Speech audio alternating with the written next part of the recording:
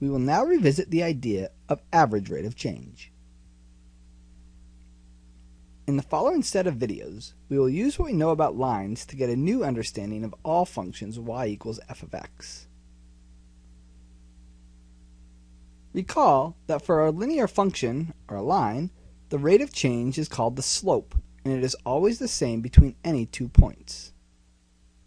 For any function, y equals f of x, the average rate of change between 2 points, x1, y1, and x2, y2, is calculated the same as slope, which is that the average rate of change between x equals x1 and x equals x2 is the change in y over the change in x, or y2 minus y1 over x2 minus x1. We also saw that the units of rate of change, average rate of change, and slope are all the same and are given by the units of y over the units of x.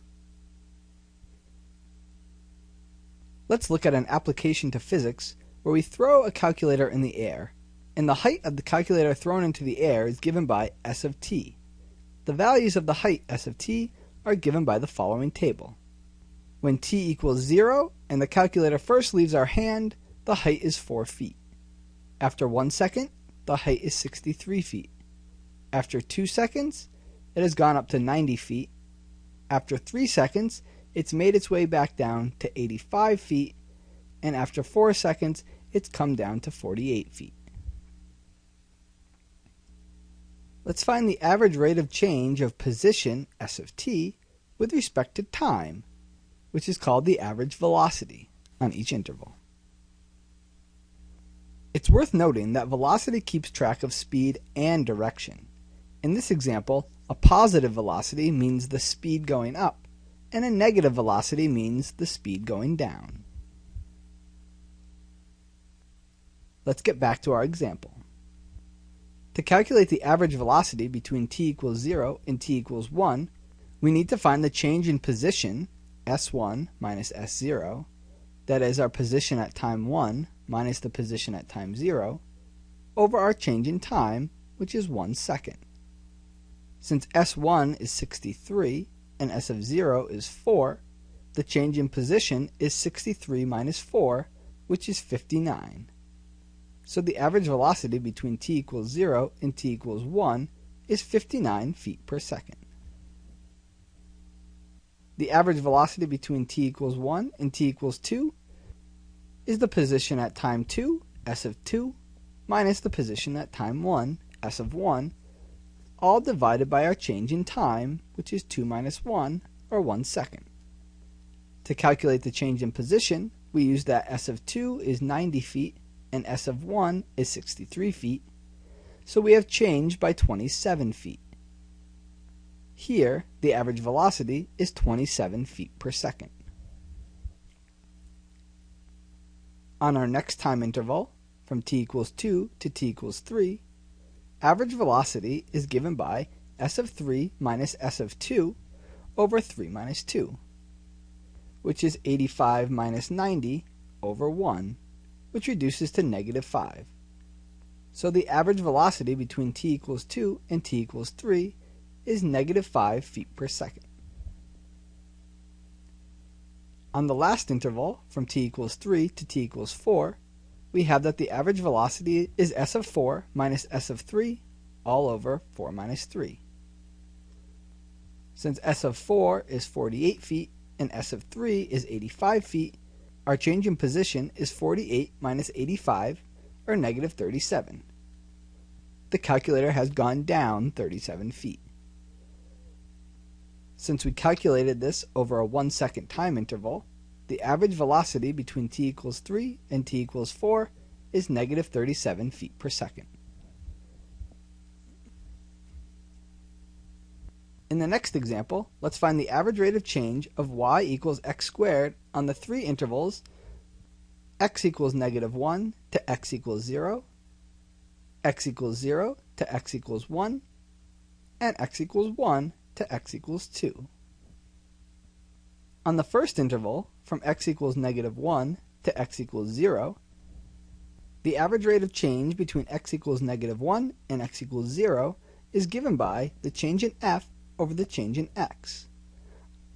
To find the change in f, we need to compute f of 0, our end value of f, minus f of negative 1, our starting value of f. This is all over delta x, our change in x, which is 0 minus negative 1. Using our function y equals x squared, we know that f of 0 is 0 squared, and f of negative 1 is negative 1 squared. This simplifies, the top simplifies to 0 minus 1, over the bottom, which is 0 minus negative 1, which gives the fraction negative 1 over 1, or just negative 1. So the average rate of change between x equals negative 1 and x equals 0 is negative 1. On our next interval, we will calculate the average rate of change between x equals 0 and x equals 1. Again, we will find the change in f over the change in x. Our change in f is calculated by f of 1 minus f of 0, while change in x is simply 1 minus 0. Using that our function is y equals x squared, f of 1 is 1 squared, and f of 0 is 0 squared. This simplifies to 1 minus 0 over delta x, which is also 1 minus 0. So the average rate of change between x equals 0 and x equals 1 is 1.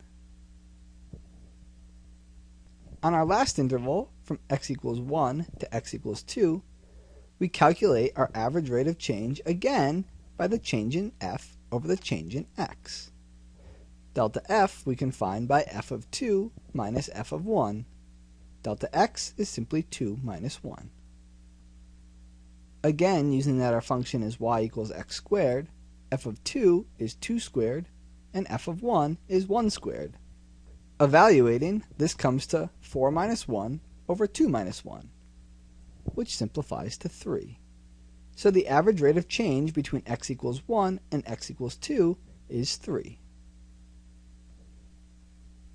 It's worth noting that since the average rate of change is increasing, starting at negative 1, moving to 1, and then up to 3, this function is concave up.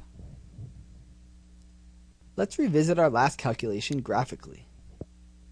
We just found that the average rate of change from x equals 1 to x equals 2 is given by the change in y over the change in x, which was 3 over 1, or 3.